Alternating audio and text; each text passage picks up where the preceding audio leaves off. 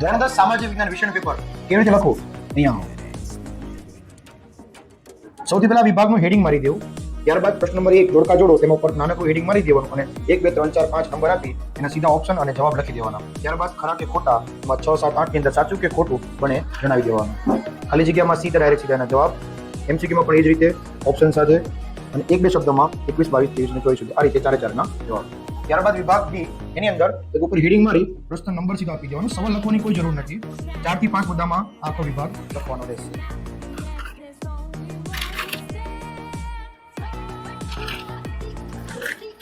વિભાગ સી નવા પેજ પર લખી દેવાનું રહેશે. એમાં પણ 7 થી 8 મુદ્દા લખી અને જવાબ લખવાના રહેશે. મુખ્ય શબ્દો ઉપર આકૃતિ અલગ દોરી સારું દેખાવાનો પ્રયત્ન કરવો. વિભાગ ડી નવા પેજ ઉપર એમાં 12 થી 15 મુદ્દા લખવાના છે. પ્રશ્ન નંબર લખી અને તમે કોઈ પણ